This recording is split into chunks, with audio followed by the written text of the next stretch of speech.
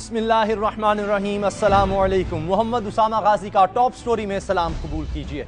Top story में आज पहली स्टोरी है पंजाब के तख्त पर पड़ने वाले रन की। मखदूम अहमद महमूद इन, लतीफ खोसा आउट। आखिर निशाना क्या है? अगली स्टोरी तालिबान के साथ अफगान हुकूमत के उन मुज़ाकरात की जो जारी हैं फ्रांस के पाया तख्त पेरिस में। ये शजर हमारे लिए ही क्यों ममनुआ? एक स्टोरी गरीब देश की अजब कहानियों की, जहां इख्तियार गुम, आब गुम, गलास गुम, इंसान गुम। अगली स्टोरी माफिया की, वो जो हुकूमत पर भारी, रियासत से भी तगड़ा। सीएनजी के बाद अब एलपीजी भी बारे में नहीं। Welcome to top story.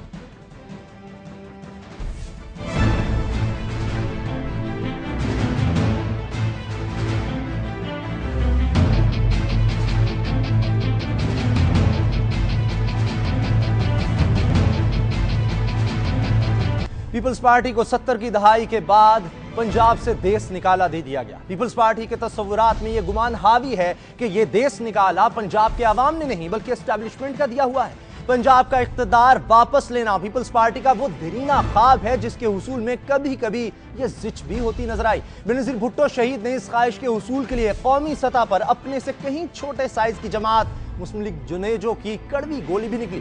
मंजूर भट्टू और सरदार आरिफ नकई की झोली में पंजाब की वजारत आला भी डाली, मगर पंजाब के इख्तिदार का दरवाजा पीपल्स पार्टी पर ना खुल सका। वजीर आजम कहते हैं कि 2008 के इंतखाबात के बाद हुकूमत तश्कील देना और फिर जमहूरियत को चलाना एक बड़ा चैलेंज था। पीपल्स पार्टी हर चैलेंज पर पूरी उतरी, मगर पंजाब की मखलूत हुकूमत इस बार भी पीपल्स पार्टी के लिए कोई नेक नामी ना ला सकी। नवाज शरीफ और शहबाज शरीफ की जस्टिस डोगर की अदालत के हाथों नाअहली के बाद मुस्लिम लीग ख्वाब से मिलकर पंजाब की हुकूमत कायम करने का ख्वाब एक बार फिर अधूरा रह गया, क्योंकि मफाद के इस धंधे में खुद चौधरी बरादरान की ख्वाब अंगेजियां वजारत आला की कुर्सी का तवाफ कर रही थी। पंजाब का तख्त पीपल्स पार्टी के दास्तान सियासत का सबसे हसीन मगर अधूरा सपना। तखय्युल की परवाज ये थी कि जनाब सदर ने कई बार कहा कि अगली बार पंजाब का वज़ीर आला एक जियाला होगा। ये ख्वाब मुस्लिम लीग के लिए किसी चुटकी से कम नहीं। सो ईंट का जवाब पत्थर से देना मुस्लिम लीग नून वाले कभी नहीं भूले। पीपल्स पार्टी अपने इसी ख्वाब में सरगर्दा है। कभी इसकी तकमील का मिशन बाबर आवाम के सुपुर्द किया गया, तो कभी लश्कर का आलम मंजूर भट्टू के हाथ में थमा दिया गया। लेकिन ज़िमनी इंतखाबात के नताइज ने मंजूर भट्टू साहब की सिपाह सालारी की चूलें हिलाकर रख दी हैं। अभी तक इन्हें उकाड़ा से कौमी असम्बली की 3 सीटें बचा रही हैं और बज़ाहिर नज़ला गवर्नर पंजाब पर गिर रहा है। पंजाब के तख्त की खातिर रन पड़ चुका है, बड़े बड़े फैसले हो रहे हैं। मुस्लिम लीग नून अपने पत्ते खेल रही है, जोड़ तोड़ उरूज पर है। सियासी पंछी एक घोंसले से निकलकर दूसरे और दूसरे से निकलकर तीसरे घोंसला ढूंढ रहे हैं। पीपल्स पार्टी ने अपना गवर्नर रहीम यार खान के मखदूम ज़ादे जनाब मखदूम अहमद महमूद को नामजद कर दिया है। सियासी पंडित हैरान हैं कि सियासत की बिसात पर अपना लोहा मनवाने वाले एक जरदारी, सब पर भारी का नारा मस्ताना सुनकर मस्त हो जाने वाले ने ये क्या चाल चल दी है। वज़ीर आला पंजाब भी हैरान है। इनकी हैरानी का राज इलेक्ट्रॉनिक माइक्स ने खोल दिया। मगर पीपल्स पार्टी के जाले इस फैसले से हैरान कम और परेशान ज्यादा हैं कि फंक्शनल लीग के घोड़े पर हाथ रखने का मकसद क्या है। आने वाले दिनों में सदर जरदारी के इस फैसले के असरात सामने आएंगे। फिल वक्त तो सदमा है, और वो सदमा जियालों को पहुंचा है। जिनके पास पंजाब में एक ही ठिकाना था वो भी जाता रहा। सदर जरदारी का गवर्नर की तब्दीली का फैसला है क्या? तीर किस निशाने पर छोड़ा गया? सिंध में पीर पगारो इस फैसले पर क्या सियासी रद्दमल देंगे? साउथ पंजाब की सियासत से ताल्लुक रखने वाला यह फैसला वस्ती पंजाब पर क्या असरात मुरतब करेगा? और यह भी कि ये चाल कहीं पीपल्स पार्टी पर उल्टी तो नहीं पड़ जाएगी? इस पर तज्जिया लेंगे। मारूफ सहाफी और दुनिया न्यूज के एडिटर इन्वेस्टिगेशन रऊफ क्लासरा से हमारे साथ है। रऊफ क्लासरा साहब, बहुत शुक्रिया। अच्छा, बहुत से लोगों को समझ नहीं आ रही कि सदर जरदारी साहब ने आखिर ये फैसला किया क्यों? आपको क्या मकसद नजर आ रहा है? हाँ जी उसामा, जैसे आप कह रहे हैं कि गैर मुतवक्के फैसला तो ज़रूर है, लेकिन आप अगर देखें तो प्राइम मिनिस्टर जो साबिक ये प्राइम मिनिस्टर हैं यूसुफ रज़ा गिलानी, ये बेसिकली मेरा ख्याल है ये स्टेप लिया गया, ये गिलानी साहब को खुश करने के लिए, राज़ी करने के लिए लिया गया है। और जरदारी साहब ने अब तक जितने भी स्टेप्स लिए थे, जब से गिलानी साहब पावर से बाहर निकले थे, वज़ीर आज़म हाउस से बाहर निकले थे, हाँ ये पहला स्टेप है जिस पे इनकी डील हुई है सदर साहब की और वजीर आजम की, ये साबिक वजीर आजम की। और मेरा ख्याल है गिलानी साहब अब ये किसी हद तक मुतमिन भी हैं और पंजाब में और पर्टिकुलरली जो सराइकी इलाकों में वहाँ पे वो काम करने के लिए तैयार हैं। और आपको याद होगा कि जब सदर पाकिस्तान मुल्तान गए थे गिलानी साहब को मनाने के लिए, तो भी इन दोनों के दरमियान जो रंजिशें थीं या कहीं पर गैप था, तो मेरे सोर्स से ये बताते हैं गैप इनका फील नहीं हुआ था।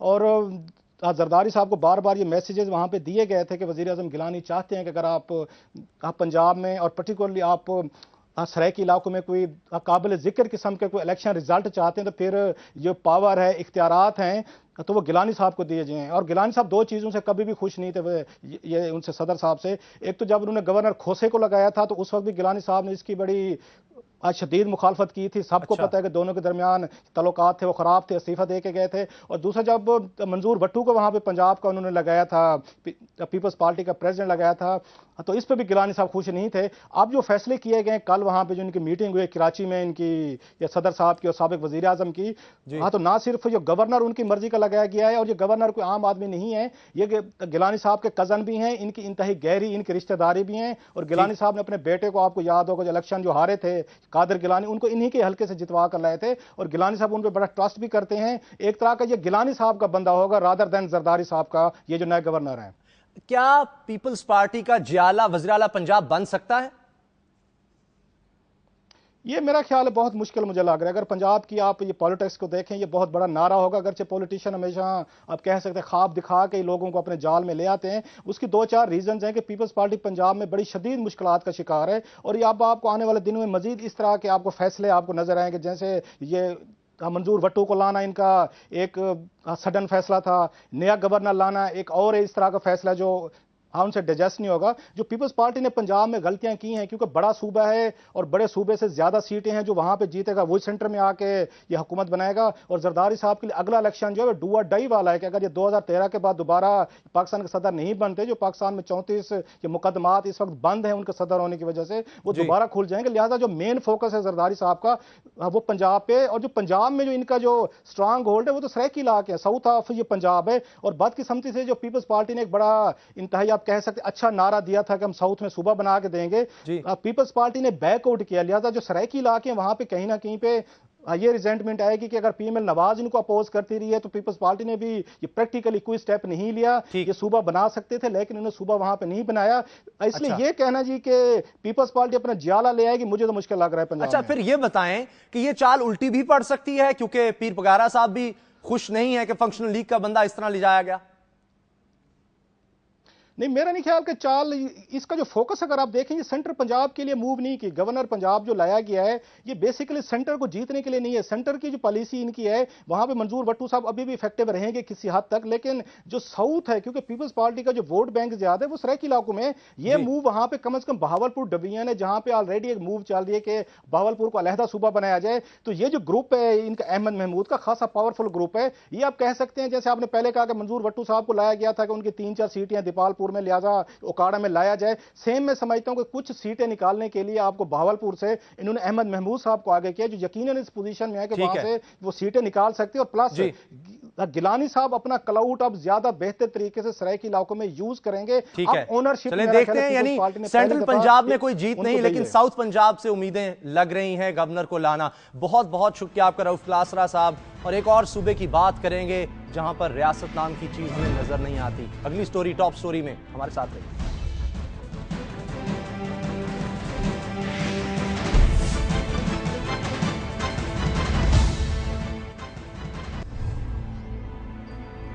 जहां लापता अफराद तावान देकर रिहा हो रहे हों, लाशें बोरियों से मिल रही हों, वजीर थाने जाकर मुलजिमों को छुड़वाते हों, वुज़रा पर करप्शन का इल्जाम हो, गुमशुदा अफराद की वापसी ख्वाब बन जाए, जहां परदेसियों को डॉलर रिश्वत में ना देने पर गोलियों से छलनी किया जाता हो, जहां गवाही देने वाले गुमनाम गोलियों का निशाना बन जाते हों, जहां का चीफ कहे कुर्सी कुर्सी होती है, उसे बलूचिस्तान कहते हैं।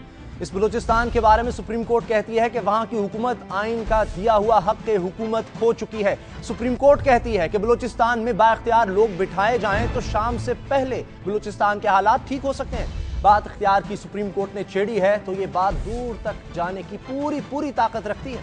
बलूचिस्तान में इख्तियार किसका है? वज़ीर आला का, जो कोयटा की जगह महज इसलिए इस्लामाबाद पाए जाते हैं कि कानून नाफिज करने वाले इदारे उनके मातहत नहीं, या फिर इख्तियार खान फल्लाद के पास था जो सिकंदर मिर्जा के कहने पर ऐलान बगावत करने पर उतर आए थे। इख्तियार बलूचिस्तान ऐसा गुमशुदा है कि तब का वज़ीर आज़म जुल्फ़िकार अली भुट्टो अताउल्लाह मैंगल के गुमशुदा बेटे को बाज़याब न करवा सका। बाज़याब तो दरकिनार उसकी कब्र के निशान तक न ढूंढ सका। बलूचिस्तान में इख्तियार और इख्तिदार एक पहेली के सिवा कुछ नहीं। कभी इस पहेली को बूझने वाले भारतीय हाथ की तरफ इशारा करते हैं, कभी ईरान का रुख तो कभी अमेरिका का हवाला। इसके बावजूद यह पहेली अभी तक कोई नहीं बूझ सका। शायद इंसाफ का तराजू अभी इसे तोल नहीं सका कि बलूचिस्तान में इख्तियार और इख्तिदार दोनों बाहों में बाहें डाले कहां गुम हो गए हैं। ये इख्तियार ना तो आगाज़ हुकूक बलूचिस्तान के लारे लप्पे से जन्म ले सका, ना सदर मुमलकत की बलोचों से मांगी माफी से टपक सका। नौरोज खान की रूह और अकबर बुगटी की कब्र आज भी इंसाफ की मुंतजिर है, और इस इंसाफ को वो इख्तियार हड़प कर गया है जो जिसके पास होना चाहिए था उसके पास नहीं। सितम ज़रीफी तो यह है कि हुकूमत बलूचिस्तान जिन सियासतदानों पर मुश्तमिल है वो अपनी बेख्तियारी तस्लीम नहीं करते, और जो इख्तियार उनके पास है वो करप्शन की गहरी घाटियों में उतर चुका है। हमारे साथ बलूचिस्तान के साबिक IG पुलिस जनाब चौधरी याकूब मौजूद हैं। उनसे बलूचिस्तान के अमराज की वजह और इलाज दरियाफ्त करते हैं। बहुत शुक्रिया IG साहब, आप IG रहे बलूचिस्तान के। सुप्रीम कोर्ट कहती है कि अगर बाइख्तियार लोग लगा दिए जाएं शाम से पहले मसला हल हो सकता है। मसाइल आपके सामने है, लापता अफराद, करप्शन, दीगर जो मामलात हैं। बाकी ऐसा है, वहां इख्तियार ही नहीं है लोगों के पास। आपने क्या देखा जब आप IG थे? मैं ये समझता हूँ कि सुप्रीम कोर्ट का ये कहना बहुत गलत नहीं है। शाम से पहले तो शायद इलाज ना ढूंढा जा सके, लेकिन इलाज मिल सकता है अगर कोशिश की जाए तो। बदकिस्मती से इस वक्त जो हमारी फेडरल गवर्नमेंट है उसने आगाज़ हकूक़ बलूचिस्तान की आपने बात की है या बाकी बातें की हैं, ये किसी फोकस के बगैर बात करते हैं। कोई फोकस नहीं है किसी गवर्नमेंट का। इस बलूचिस्तान के मसले के दो पहलू हैं, और ये मसला आज का नहीं है, बहुत पुराना मसला है। खान अफकलात ने उठाया था, वो एक अलग स्टोरी है। इसकी बैकग्राउंड क्या है, इसकी हिस्ट्री क्या है कि बलूचिस्तान पाकिस्तान का कलात स्टेट कैसा हिस्सा बनी, और उसमें बलोच भी हैं और उसमें पश्तून भी रहते हैं। मगर इसके दो पहलू, एक सियासी और एक मुआशी। सियासी ये कि हमेशा से बलूचिस्तान के लोग और बलूचिस्तान की पॉलिटिकल पार्टीज़ और ख़ास तौर पर नेशनलिस्ट पार्टीज़ ये कहती हैं कि हमें जो ऑटोनॉमी है वो मिलनी चाहिए, हमें इख्तियारात मिलने चाहिए, और एस्टेब्लिशमेंट या कोई भी फेडरल अदारा जो हमारे इख्तियारात हैं उस मेन स्ट्रीम के अंदर हमें उस पॉलिटिकल रोल के अंदर हमारे ऊपर रिस्ट्रेंट्स ना डर। यानी 18वीं तरमीम से आगाज़ हुकूक बलूचिस्तान से करोड़ों रुपए फंड्स हर MNA MPA को देने से मसला हल नहीं हुआ। मैं बताऊं, बात यह है कि जो फोकस ना होने की मैं बात कर रहा हूं कि इस पीपल्स पार्टी की हुकूमत ने बलूचिस्तान की बहुत सारी डिमांड्स को, वो जो मुझे याद है जब मैं वहाँ पे IG था, शौकत अजीज़ साहब के पास जब वो प्राइम मिनिस्टर थे और प्रेसिडेंट मुशर्रफ थे, जाया करते थे पैसे मांगने के लिए। जितना पैसा इस हुकूमत ने दिया है इन पिछले 4 सालों के अंदर, वो मांगते थे, कभी पैसा नहीं मिलता था। NFC अवार्ड के अंदर जितना पैसा मिला, उसके अलावा 18th अमेंडमेंट के अंदर जो प्रोविंशियल ऑटोनॉमी की बात हुई और जो महकमे डिवॉल्व हुए, फ़ायदा नहीं हुआ। उनसे बात किए बगैर इन्होंने सारा कुछ किया। बात क्यों नहीं की और वो बात इनसे करते क्यों नहीं थे? उनका ये ख्याल है और उनका ये कहना है, उनकी बदगुमानी जो भी आप उसको कह लें, कि जी फेडरल गवर्नमेंट बिल्कुल बेबस है, इनके पास इख्तियारात नहीं है, एस्टैब्लिशमेंट जो है वो हमें मेन स्ट्रीम के अंदर पॉलिटिक्स में शामिल नहीं होने दी। यानी बलूचिस्तान में इख्तियार हुकूमत का नहीं, एस्टैब्लिशमेंट के पास। ये नेशनलिस्ट पार्टियों का कंटेंशन है कि जब तक एस्टैब्लिशमेंट साथ बैठ के नहीं बात करेगी उस वक्त तक हम बात करेंगे नहीं, क्योंकि वो बात बेफायदा है। और मैं समझता हूं इस मसले का हल अगर फेडरल गवर्नमेंट साथ ही एस्टैब्लिशमेंट को भी बिठाए और साथ पॉलिटिकल लीडरशिप जो है बाकी पार्टियों की उनको बिठाए और उनको कहें बैठें, इस मसले का हम हल हमने ढूंढना है। एस्टैब्लिशमेंट का अगर यह नुक्ता नज़र है कि बलूचिस्तान में बाहर से इंटरफेरेंस होती है, इंडिया की इंटरफेरेंस है, बाकी ममालिक की इंटरफेरेंस है, बहुत हद तक जायज़ बात है। मगर जब तक हमें यानी आपके दौर में जब IG थे ऐसे लोग पकड़े गए जिनको वहां से फंडिंग मिलती थी, ट्रेनिंग मिलती थी, बैकिंग थी। इसके अंदर कोई शक नहीं है कि पैसा बाहर से आ रहा था। कहां से आ रहा था उस तक हम नहीं पहुंच सके थे, लेकिन पैसा हुंडी के जरिए कराची आता था, वो पैसा हम बलूचिस्तान में आता था और वो पैसा तकसीम होता था। हमने वो लोग पकड़े जिन्होंने हमें, ग्रेजुएट्स लड़के पकड़े जिन्होंने कहा जी हम अनएम्प्लॉयड फिर रहे थे, तो हमें इन्होंने एम्प्लॉय कर लिया कि जी आप महीने के इतने पैसे लें, चुनाचे हम यहाँ पे टेररिज्म के अंदर इन्वॉल्व हैं। पैसा फिर हम यहाँ तक पहुँच गए कि कहाँ से आता है, 2 जगहों से आता था। एक लंदन से आता था पैसा, एक दुबई से आता। वहाँ से कौन भेजता था वो हम उस तक नहीं पहुंच सके थे। तब की मैं बात कर रहा हूं, मैं 2006 के एंड की बात कर रहा हूं। अब रही बात ये कि एस्टेब्लिशमेंट का ये नुक्ता नज़र है कि यहाँ बाहर से बहुत ज़्यादा इंटरफेरेंस हो रही है। और जो बलूचिस्तान का मसला है, ये बलूचिस्तान के लोगों ने नहीं उठाया हुआ, बाहर की हुकूमतें जो पाकिस्तान के ख़िलाफ़ हैं, ये उनका मसला है। मगर मेरा नुक्ता नज़र ये है कि अगर हम अपने हाउस को इन ऑर्डर कर लें जी, हमारी अपनी घर की लड़ाइयाँ ख़त्म हो जाएं, तो बाहर की इंटरफेरेंस वही तो खत्म नहीं हो रही। अच्छा, आपको लगता है कि लापता अफराद का मसला अगर हल हो जाए तो वहां से बेहतरी शुरू हो जाएगी? अख्तर मेंगल जब आए, उन्होंने जो 4-5 बातें की, उनमें बड़ा फोकस इस चीज़ पे था। इसके अलावा एजेंसीज पर उन्होंने बड़ी तनकीद की थी। उन्होंने कहा था कातिलों को सजा होनी चाहिए। ये मामला अगर हों तो आपको लगता है कि बेहतरी होगी? क्योंकि ये भी तो कहा जाता है कि इतने वजीर वहां पर हैं, जो आया है वो भी तो उनका रिप्रेजेंटेटिव है बलूचिस्तान के लोगों। देखिए, जो मिसिंग पर्सनस का इशू है, लापता अफराद का इशू, ये ऑफ शूट है सारे प्रॉब्लम का। लापता अफराद वापस भी आ जाएं और पॉलिटिकल सेटलमेंट आप ना करें तो ये मसला हल नहीं होगा। उसका ये एक हिस्सा है। बात यह है कि जब तक आप उन पार्टियों को जो नेशनलिस्ट पार्टीज़ हैं, अगले आने वाले इलेक्शन में, अब मौका आ गया, अगले आने वाले इलेक्शन में उनको आप इलेक्शंस के अंदर पार्टिसिपेशन का फुल मौका दें, उन पे एतमाद करें, उनकी स्टेक्स को डेवलप करें। अगर खैबर पख्तूनख्वा के अंदर ANP की हुकूमत, जिसको आज तक फेडरल गवर्नमेंट और बाकी बहुत बलूचिस्तान से खैबर पख्तूनख्वा से बाहर बहुत सारे लोगों का ख्याल था कि जी वो नैब के जो लोग हैं वो मुहिब वतन नहीं है, जब उनको आपने हुकूमत दी, अब वो अपने बच्चे भी मरवा रहे हैं, उनके लोग भी शहीद हो रहे हैं इस टेररिज्म की वॉर के अंदर। तो आपने उनकी स्टेक्स डेवलप कर दी। कौन करेगा? आप आपको उनके लगता है ऊपर ट्रस्ट कर सकते हैं? ये हुकूमत ऐसा कर सकती है या इलेक्शंस के बाद कोई आएगा वो करेगा? क्योंकि आपकी बातों से मुझे लग रहा है कि अगर स्टेप्स लिए जाएं, जिस तरह सुप्रीम कोर्ट कह रही है, बाख्तियार लोग हों, तो बड़ी जल्दी मसला हो सकता है। इतना ज्यादा कॉम्प्लिकेटेड नहीं है जितना नजर आता है। मुझे इसमें कोई शक नहीं है कि अगर एतमाद के साथ फेडरल गवर्नमेंट एस्टेब्लिशमेंट को साथ बैठाए और साथ पॉलिटिकल लीडरशिप को बैठाए और उनको साथ नेशनलिस्टों को मसला बड़ी जल्दी हल हो सकता है। आप क्या चाहते हैं? चौधरी याकूब साहब, बहुत शुक्रिया, आप तशरीफ लाए। जल्दी हल हो सकता है बलूचिस्तान का मसला अगर बाख्तियार लोग हों। बलूचिस्तान नाकाबिल हुकूमत बन चुका है। हुकूमत के तमाम तर दावे वहां अच्छी हुकूमत करने में नाकाम हो चुके हैं। बलूचिस्तान में नाकामी के जवाब भी हुकूमत के पास हैं, एक से बढ़कर एक दलील। लेकिन मुल्क के बाकी हिस्सों में हुकूमत की कारकर्दगी क्या है, इसकी एक झलक टॉप स्टोरी में। ब्रेक के बाद हमारे साथ रहिए।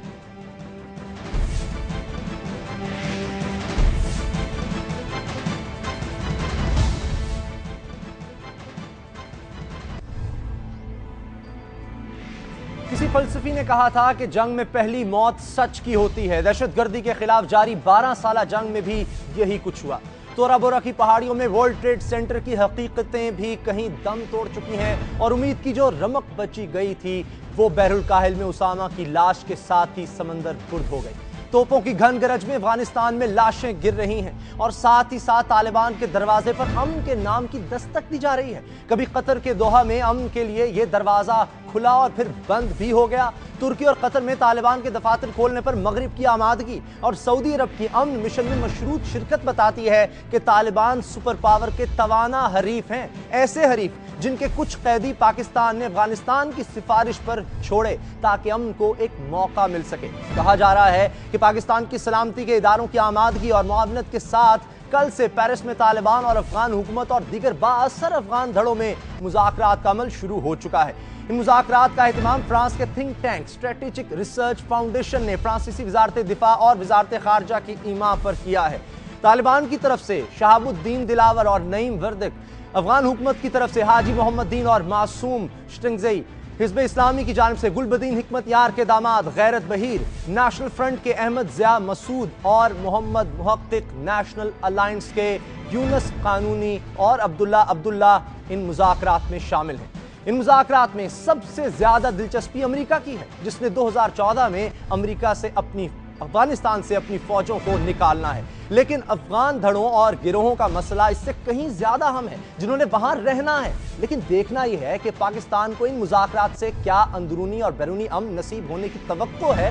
क्या पाकिस्तान पर अब हक्कानी नेटवर्क के खिलाफ ऑपरेशन करने का अमरीकी दबाव कम हो जाएगा या ये दबाव फिल वक्त खत्म हो चुका है? क्या अफगान अमन और अमरीकी इनखला के बाद पाकिस्तान अपने यहाँ शिदत पसंदों से बासानी निमट सकेगा या फिर मकामी शिदत पसंदों की कमी गाहें जनूबी और शिमाली वज़ीरिस्तान से अफगानिस्तान मुंतकिल हो जाएंगी? और सवाल ये भी आम है कि पेरिस मुज़ाकरात की कामयाबी के इम्कानात किस कदर हैं। इन तमाम पहलुओं पर बात करेंगे मारूफ मुहक्किक और सहाफ़ी जनाब अहमद रशीद से। अहमद रशीद साहब, बहुत शुक्रिया आपका। कई किताबें भी आप इस मौजू पर लिख चुके हैं। मुझे बताएं, इन मुज़ाकरात के कामयाबी के कितने इम्कानात हैं? जी, पहले मैं इनको मुज़ाकरात तो बिल्कुल नहीं कहूँगा। ये है एक किस्म की बातचीत। आपको याद होगा कोई 6 महीने पहले जापान में एक यूनिवर्सिटी ने ऐसी बातचीत शुरू की थी। तालिबान के नुमाइंदे भी आए थे, गवर्नमेंट के भी नुमाइंदे, और जो शुमाली अलायंस के हैं नॉन पश्तून जो हैं वो भी आए थे। अब इसको रिपीट किया जा रहा है पेरिस में, और ये जो 2 दिन की मीटिंग है जो आज शाम को ख़त्म हुई है, ये ज़्यादातर सब हरीफों को एक मुलाकात करना, उनके मौजू एक आपस के मौजू लेना, और फिर जाके ये रिपोर्ट करेंगे अपने जो सियासी बॉसेस हैं उनको रिपोर्ट करेंगे। तो ये मुज़ाकरात नहीं है, ये जैसे अंग्रेजी में कहलवाते हैं गेटिंग टू नो यू, और गेटिंग टू नो के your position, what is your position. तो ये ऐसी बातचीत अभी तक चल रही है। मुज़ाकरात तो मेरे ख्याल में अभी कुछ दूर हैं। अच्छा, यानी अभी इब्तिदाई मरहला है मुज़ाकरात से पहले का। पाकिस्तान का इसमें फायदा नजर आता है आपको? बिल्कुल जी, पाकिस्तान का बहुत फ़ायदा है। पाकिस्तान की पॉलिसी भी 2 महीने से काफ़ी तब्दील हो चुकी है। फ़ौज की, ISI की पॉलिसी, 18 तालिबान को जो पकड़े हुए थे पाकिस्तान ने उनको रिहा किया है, और इन तालिबान को कहा है कि आप आज़ाद हैं मगर आप अमल की तरफ चलें, और अपने बाकी साथियों को भी अमल के रास्ते पे चलवाएं।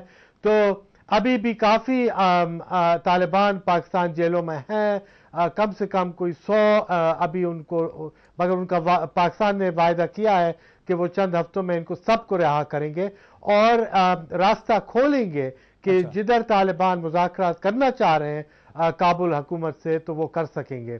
तो पाकिस्तान का मौक़िफ़ काफ़ी चेंज हुआ है, और पाकिस्तान का फ़ायदा यही है कि ऐसी बातचीत हो जिसमें सिर्फ, और आपने खुद उनका नाम भी लिया, सिर्फ पठान, पश्तून और हुकूमत बात नहीं कर रही है, मगर उसमें ताजिक, उज़्बेक और जो आम तौर वो जो सियासतदान जो बिल्कुल नफरत करते हैं तालिबान से और पाकिस्तान से भी नफरत करते हैं, वो भी इस बातचीत में शामिल हुए। तो इसकी बहुत अहमियत मेरे ख्याल में यही है। ये बताएं कि पाकिस्तान का किरदार कितना अहम है इस सब में? नहीं, इस मीटिंग में तो मेरे ख्याल में ये काफ़ी 3-4 महीने से इस मीटिंग की प्लानिंग हो रही थी। इसका जो मेन ऑर्गेनाइजेशन है वो फ्रेंच इंटेलिजेंस ने करवाया है, और उन्हीं ने बंदोबस्त किया था। और इस मीटिंग में तो मेरे ख्याल में पाकिस्तान का कोई ख़ास दखल नहीं है, मगर ये ज़रूर होगा कि फ्रांस पाकिस्तान को ब्रीफिंग देगा कि हुआ क्या है मुज़ाकरात में। पाकिस्तान अपनी ब्रीफिंग लेगा अफगानों से। याद रखिएगा, जो काफ़ी नुमाइंदे जो गए हैं मीटिंग पे वो पाकिस्तानी के अंदर रह रहे हैं, तो उनको तो पाकिस्तान को तो ब्रीफिंग मिल जाएगी।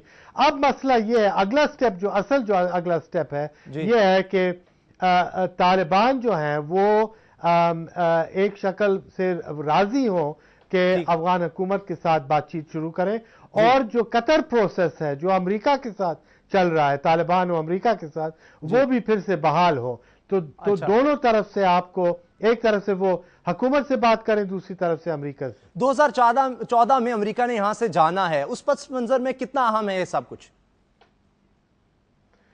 देखिए जी, जो अफगान हुकूमत ने जो रोड मैप बनाया है, उस रोड मैप के तहत से वो 2014 में जाके वो उम्मीद करते हैं कि एक सीज फायर या एक जंग बंदी हो जाए तालिबान के साथ। अच्छा, उसके बाद तालिबान को हुकूमत मिल सकती है, उनका किरदार हो सकता है हुकूमत में 2014 के बाद? जी बिल्कुल। इसका पहले कदम तो जंग रुके और सीज फायर हो और अमेरिका निकले अफगानिस्तान से।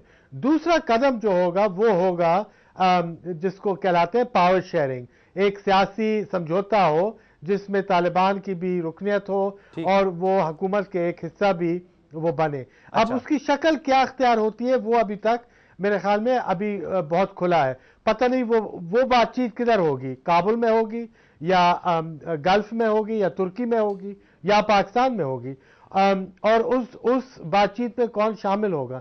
अभी जो ज्यादातर जो बात चल रही है वो हो रही है कि एक सीजफायर हो, जो वायलेंस है अफगानिस्तान में और जो लड़ाई है इसको अगर रोका जा सके अगले 6-9 महीने में, तो फिर 2014 में सिर्फ अमेरिका नहीं निकल रहा है अफगानिस्तान से, अफगान सदारती इलेक्शन भी होने हैं अप्रैल में, उसकी तारीख भी आ गई है अप्रैल 15, और बहुत सी सियासी तब्दीलियां आनी है अफगानिस्तान में। तो अगर ये सारा एक अमन के माहौल में हो और खाना जंगी खत्म हो तो फिर बहुत फायदा है। अच्छा, सऊदी अरब कोई किरदार अदा कर सकता है इसमें? सऊदी अरेबिया तो आपको याद होगा 3-4 साल पहले उनने कोशिश किया था तालिबान के साथ और पाकिस्तान के साथ, मगर और हुकूमत के साथ। प्रेसिडेंट करज़ई ने तो खास तौर पे सऊदी को पूछा था कि आप जी शामिल हों और आप ये हम अमन लाएं, वो कामयाब नहीं हुए। अब पता नहीं है सऊदी इतने ये सपोर्ट तो करते हैं अमन को और ये बातचीत को, मगर सऊदी कितना हिस्सा लेंगे उस पर मेरा जरा शक है। अच्छा, एक बड़ा सवाल ये है, सब पाकिस्तानियों के जहन में एक उम्मीद लगाए बैठे हैं कि अफगानिस्तान का मसला अगर हल होता है तो हमारे यहाँ अमन होगा, जो दहशतगर्दी की यहाँ पर फजा है। आपको लगता है ऐसा होगा? ये बातचीत मुज़ाकरात में बदले आगे चल के तालिबान को अगर हुकूमत में हिस्सा मिलता है, अफगानिस्तान में अमन की सूरत निकलती है, हमारे यहाँ दहशतगर्दी खत्म होगी? देखिए जी, मेरा तो ख्याल में जो फौज की कैलकुलेशन यही है कि अगर जंग बंद हो जाए अफगानिस्तान में, अफगान तालिबान इधर से निकल जाएं और सब वापस अफगानिस्तान जाएं, तो पाकिस्तानी तालिबान जो हैं, जो फाटा और केपी सूबे में दहशतगर्दी फैला रहे हैं, पाकिस्तान के आम शहरों में दहशतगर्दी फैला रहे हैं, उनका जो मौकिफ है वो जरूर बहुत खिसक जाएगा, कम हो जाएगा, और उस मौकिफ का कम होने से जरूर दहशतगर्दी में भी बहुत फर्क पड़ेगा। ठीक है, बहुत बहुत शुक्रिया अहमद रशीद साहब हमारे साथ थे, सीनियर सहाफ़ी महक़क़, और जिस तरह उन्होंने कहा कि अभी बातचीत है और उम्मीद की जा सकती है कि इससे पाकिस्तान को फ़ायदा होगा और पाकिस्तान में भी अफ़गानिस्तान के बाद अमन आ सकेगा। पाकिस्तान में बदअमनी हमारी खारजा पॉलिसियों का समर करार दी जाती है। इस ज़िम्न में मौजूदा हुकूमत हर सवाल पर अपने हाथ झाड़ कर दिखा देती है। टॉप स्टोरी के आगाज पर जिक्र था पंजाब में पीपल्स पार्टी के ख्वाब इक़्तिदार का, लेकिन ये इक़्तिदार अवाम दोबारा हुकूमत की परफॉर्मेंस पर अता करते हैं। इस हुकूमत की गुड गवर्नेंस का हाल क्या है, ये बताएंगे एक ब्रेक के बाद, और इस हवाले से आपके हमारे साथ एक अहम शख्सियत होगी, कहीं मत जाइए।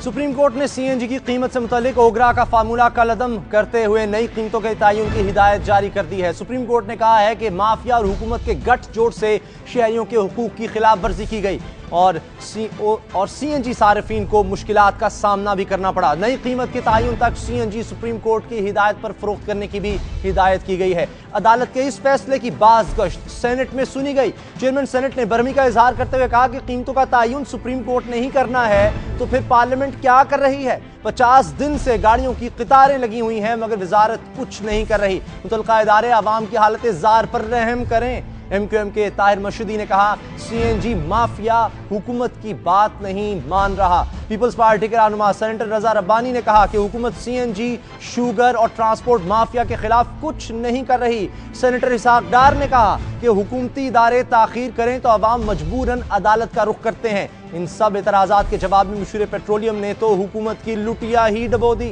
फरमाते हैं कि माफिया और सरमायादार रियासत से भी ज्यादा मजबूत हैं। लेकिन सवाल यह है कि क्या रियासत बजाते खुद किसी जिंदा और जावेद किरदार का नाम है या फिर इसका चलन इसके बासी और इंतजाम कार चलाने वालों से जुड़ा है। मुसाबकती कमीशन क्यों बेअसर है। यहाँ चीनी, सीमेंट, हत्ता के चिकन माफिया भी अपनी मनमानियां करता है, खुद अपना मुनाफा तय करता है। वजह सिर्फ इतनी है कि माफिया वाले हुकूमतों में भी हैं और कारोबार भी उनके।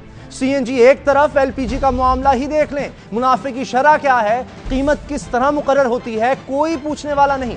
कल एक माह में तीसरी बार फिर इसकी कीमत में 10 रुपए फी किलो इजाफा कर दिया गया। सान्या मुलाजा फरमाइए कि एलपीजी 98% पाकिस्तान की पैदावार है और खपत का सिर्फ 2% बाहर से दरामद किया जाता है, मगर 2% की कीमत 98% लोकल गैस पर लगा दी जाती है। एलपीजी माफिया वाले कौन हैं और क्या क्या खामोश वारदातें डाल रहे हैं, इस बारे में बात करने के लिए हमारे साथ मौजूद हैं chairman LPG distributors association Pakistan जनाब इरफान खोखर। इरफान खोखर साहब, बहुत शुक्रिया आपका। यानी सीएनजी हो या एलपीजी की तरफ हम देख लें, कहा जाता है सीएनजी से एलपीजी पे कन्वर्ट करें, लेकिन यहां भी गरीब का खून चूसा जा रहा है। बिल्कुल शीतल, बिल्कुल बिजा फरमाया जो आपने पहले बात की कि यहाँ पे ये देखेंगे बिल्कुल माफिया का इतना कंट्रोल है। कंपटीशन कमीशन पाकिस्तान ने इनके ऊपर पेनल्टी फाइल की, 32 करोड़ पर जुर्माना किया। आज तक एक कंपनी का लाइसेंस कैंसिल नहीं हो सका। और मैंने अभी प्राइम मिनिस्टर साहब के हुक्म से ओगरा ने नोटिफिकेशन जारी किया। मैं बहुत शुक्रगुजार ओगरा का कि एलपीजी कीमत 225 रुपये से कम हो गई, 125 रुपये किलो पे नोटिफिकेशन जारी किया, लेकिन उस पर अमल दरामद नहीं हो सका। आप अदालतों की तरफ देखें, दोहरा यहाँ पे सुप्रीम कोर्ट कहती ओगरा ने प्राइस फिक्स करनी है, यहाँ पे वो हाई कोर्ट में आ गया। हाई कोर्ट मैं माजरत से कहूँगा कि उन्होंने ओगरा को रोक दिया कि आपने कीमत मुकर्रर नहीं करनी। अब यहाँ देखें कि यहाँ आज लाहौर में 175 रुपये किलो गैस बिक रही है और रावलपिंडी इस्लामाबाद में 180 रुपये बिक रही है, मरी में 190 रुपये और पहाड़ों में तमाम जगह पे कीमत जो है वो 225 रुपये केजी तक पहुंच गई। ये 60 साल की तरीक में बुलंद तरीन सतह क्रॉस कर गई एलपीजी। आप ये देखें, इतने ताकतवर लोग हैं। ओगरा कौन लोग हैं ये? हुकूमत में बैठे हैं जो एलपीजी कंपनीज हैं या जो मार्केटिंग कंपनियां हैं, ये इतनी ताकतवर हैं कि किसी की नहीं सुनती, जो कीमत चाहती हैं वो लगाती हैं। मैं यहाँ यही कहना चाहता हूँ, बहुत बासर लोग हैं। प्राइम मिनिस्टर पाकिस्तान को कुछ सेकंड की सजा होती है, वो डिस्क्वालीफाई हो जाते हैं। आप देखें इनके कंपटीशन कमीशन जुर्माने किए, ओगरा ने जुर्माने बेताशा किए। आप एक निकाल के देख लें पूरी रेशो। 21 माह तक जमाली साहब ने इसकी प्राइस फ्रीज रखी 17 रुपये पर किलो। तो आज देखें गवर्नमेंट की प्राइस वो 93-94 रुपीज पर केजी गैस है और ये 9 रुपये किलो एलपीजी पैदा होती है। आप अंदाजा 9 रुपए में पैदा होने वाली गैस लोगों को 200 रुपए में मिल रही है। 225 रुपए केजी आज पहाड़ों में कीमत है। आप लाहौर में निकाल में दावे से कहते, मैं निकाल के हर शहर की कीमत देख लें जो मेरी प्रेस कल की है, एक एक शहर में और दूसरी गैस भी नहीं है। आप देखें नवंबर के महीने में जीरो इंपोर्ट है, बाहर से कोई गैस नहीं आई। बाकी पूरे साल की रेशो निकालें वो 2 से लेकर 5% तक चली जाएगी। ये लोकल पैदा। आज एक और मजे की बात देखिए, पाक अरब रिफाइनरी जिसकी अपनी प्रोडक्शन जो है वो 4 लाख केजी डेली की, इस वक्त 3.5 लाख से लेकर 4 लाख डेली की है लोकल, जिसकी 9 रुपए की लागत आती है। उसके बाद पोल गैस देख लें जिसकी अपनी तकरीबन 2 लाख केजी डेली की अपनी प्रोडक्शन है। पीपीएल देख लें जिस तकरीबन 80,000 से something 1 lakh KG daily production है। जेजेविल अभी शट डाउन पे आग लगी थी। ये लोकल गैस तकरीबन 8 लाख केजी पाकिस्तान में डेली पैदा हो रही है। अच्छा। जो 9 रुपए लागत आती है, सिर्फ आप देख लें तो आज कीमत 9 रुपए से 200 या 250 रुपए अगर जाएं हम, ये 200 रुपया किसकी जेब में जा रहा है फिर? ये माफिया के वो ताकतवर लोग हैं उसामा कि जिनको आज तक मुझे कई साल हो गए बोलते हुए, मैंने तमाम के नाम एक एक रिटायर्ड जनरल्स के नाम लिए, मैंने एक एक पॉलिटिशियंस के नाम लिए, मैंने कंपटीशन कमीशन पाकिस्तान में इनको जाकर के 2 साल के बाद मैंने उनको जुर्माने करवाए। आज वो भी कंपटीशन कमीशन के खिलाफ कोर्ट में फैसला लटका, आज तक उनको वसूल नहीं हो सका। अच्छा मुझे बताएं, एलपीजी जो है ये कहां कहां हम इस्तेमाल कर सकते हैं? अगरचे इतनी महंगी है, कोई अगर सोचे हम क्या क्या इससे इस्तेमाल करें? एक तो कहा जा रहा है सीएनजी से एलपीजी पे कन्वर्ट हो जाओ, लेकिन अगर यही कीमत रही तो फिर तो कोई फायदा नहीं। उसामा, सबसे पहले आप देखिए, शहरों की बात मैं करता हूँ, जितना ऑटो चल रहा है एलपीजी पे चल रहा है। मुझे कल रक्षा ड्राइवर्स के फोन आए, आप यकीन करें कि शख्स रो पड़ा कि वो अपने घर रोटी के पैसे नहीं ले जा, ये वो एलपीजी है जो 25 रुपये पर केजी इसी शहर में मैंने बेची है। 25 पर केजी में 2006-7 की बात कर रहा हूँ, ज्यादा लंबी बात नहीं कर रहा हूँ। आज वही कीमत 175 पर केजी है। रक्षे वाले जो गरीब जिनके चूल्हे जो घर में चलते हैं और वो रक्षा सारा दिन चलाते हैं, वो एक पैनी अपने घर नहीं ले जा सकते। नंबर 1, कौन खून चूस रहा है इन लोगों का, इन गरीबों का? माफिया में कौन कौन है? आप देखिए, सबसे पहले एलपीजी प्रोड्यूसर्स हैं, उसके बाद मार्केटिंग कंपनी, उसके बाद एलपीजी डिस्ट्रीब्यूटर। बेशक इसमें कुछ शामिल होगा, मैं क्रॉस द बोर्ड कहता हूं, बिल्कुल इंक्वायरी होनी चाहिए। अपने लोग भी हैं, बिल्कुल होंगे, बिल्कुल होंगे। नजायज मुनाफा करने वालों के साथ एसोसिएशन बिल्कुल नहीं है। मैं यहाँ पे दूसरे लोग, आप देखिए पहाड़ों में जहाँ पे आज बारिश हुई या बर्फ पड़ी, वहाँ पे कोई उनके खाने का बंदोबस्त नहीं है। उसके बाद आप देख लें जहाँ पे नेचुरल गैस नहीं है, वहां पे लोग क्या कैसे गुजारा करेंगे? ये लोगों की बाइंग पावर से बिल्कुल बाहर होगी ये चीज। लोग आप देखेंगे इस वक्त सर्दियों के दरमियान ये 2500 टन डेली पे। अभी आप देखेंगे ऑटो सेक्टर में इन माफिया ने, मैं आपको यहां बता रहा हूं, सीएनजी का बिल्कुल कोई फ्यूचर नहीं है। नेचुरल गैस को मैंने 99 में कहा था अगर नेचुरल गैस को हम बचा लेंगे इस मुल्क को अंधेरे से निकाल लेंगे। इससे हमें तवानाई बहरान पर काबू पाने में मदद मिल सकती है। बिल्कुल, पाकिस्तान का एनर्जी क्राइसिस सिर्फ एलपीजी को ऑटो को प्रमोट करके निकाला जा सकता है। इसके ऊपर मैकेनिज्म बनना चाहिए। फिर ओगरा क्या कर रही है, ये मुसाफकती कमीशन क्या कर रहा है, हुकूमत क्या कर रही है? ये सब लोग सोए हुए हैं, अवाम का खून चूसा जा रहा है, गरीब आदमी से इतना पैसा बटोरा जा रहा है। प्राइम मिनिस्टर पाकिस्तान की खिदमत में गुजारिश मैंने की, उन्होंने बड़ी मेहरबानी की कि कीमत कम होगी, लेकिन मैं आज प्राइम मिनिस्टर से एक और गुजारिश करूंगा और चीफ जस्टिस पाकिस्तान से गुजारिश करूंगा, अगर अथॉरिटी के पास कोई इख्तियार नहीं है तो इनको तोड़ दिया जाए। लाखों रुपए जो लोग तनख्वाहें ले रहे हैं, इनका क्या फायदा अगर उन्होंने अवाम के हकूक का तहफ़्फ़ुज़ नहीं करना। अभी अदालत में क्या अगर सेनेट में मुशीर पेट्रोलियम जाके अगर ये कह दें कि बाज इदारे इतने ताकतवर हैं कि रियासत से ज्यादा हैं, फिर अब कोई क्या करेगा? रियासत भी अगर इनको नहीं रोक सकती तो इसका मतलब है यहां मुल्क इदारे चला रहे हैं, प्राइवेट इदारे चला रहे हैं, माफिया चला रहा है, तवानाई बहरान का जिम्मेदार वो लोग हैं। अभी हाई कोर्ट लाहौर में हियरिंग थी तो ओगरा के वकील ने बड़े वजह से उसकी डेट ले ली। मैंने रिक्वेस्ट की चेयरमैन ओगरा से, आप देखें कि उसने अपने नोटिफिकेशन को डिफेंड नहीं किया। 11 जनवरी की डेट, एक पूरे महीने की। मैंने उनसे प्रोटेस्ट किया तो वो मसूफ जो थे वो बड़ी अच्छा, सियासतदान भी हैं इनमें, ये कंपनियों में, डिस्ट्रीब्यूशन कंपनियों के अलावा हम बात करें अगर मार्केटिंग कंपनीज की या प्रोड्यूसर्स की, जिनका आप कह रहे हैं, जो लोग गैस बनाते हैं या आगे फिर खरीदते हैं और फिर आपको देते हैं, आप आगे बेचते हैं, इनमें सियासतदान भी बहुत बड़े बड़े नाम है। आप कोटा लिस्ट निकालेंगे, आपको सबके नाम, बड़े बड़े बाइज्जत लोग, बड़े बाअसर लोग उस लिस्ट में शामिल हैं। यही वजह है कि वो फिर ऐसा कुछ होने नहीं देते, पहुंच जाते हैं वहां पर ताकि उनका जो पैसा है वो कहीं मुनाफा कम ना हो जाए, करोड़ों अरबों कमा रहे हैं। अब मैंने आज 4 साल कबल मैंने चीफ जस्टिस पाकिस्तान की कोर्ट में तमाम कोटा लिस्ट मैंने पेश की, जनाब ये 62 लोग। 4 साल कबल चीफ जस्टिस पाकिस्तान मैंने इस तरह अपील की, खुदा के लिए मुझे एक सजा दे दें ताकि मैं अगर झूठ बोल रहा हूं तो। मैं आज भी कहता हूं अरबों की करप्शन हुई, अरबों की, 400 अरब अभी तक 8 सालों में मैं दावे से कह रहा हूं। आपके चैनल में मैं चैलेंज करता हूं, मेरे सामने आकर डिबेट कर लें, लेकिन एक ही बात मैं कहता हूं, इस इंडस्ट्री ने इस मुल्क को अंधेरे से निकालना है। आए बैठ के सब लोग मिलकर इस पे काम करें और सीएनजी स्टेशन के साथ एक एलपीजी का डिस्पेंसर लग जाएगा। इस मुल्क में एनर्जी क्राइसिस हम निकल जाएंगे। नेचुरल गैस से फैक्ट्री चलेंगी और बिजली पैदा होगी। बहुत बहुत शुक्रिया आपका इरफान खोकर साहब। कोई भी मसला देखें, तवानाई बहरान हो, एलपीजी, सीएनजी, बलूचिस्तान का मसला या कोई और मसला हो, हमें लगता है कि ध्यान ही नहीं है अवाम की तरफ किसी हुकूमत का या सियासतदानों का। सब अपनी तिजोरियां भर रहे हैं। दुआ ही की जा सकती है। मोहम्मद उसामा गाजी, टॉप स्टोरी की टीम को अपनी दुआ में याद रखिएगा। अल्लाह ताला आपको औलाद के गम से, नफरतों से बचाए। अल्लाह हाफ़िज़।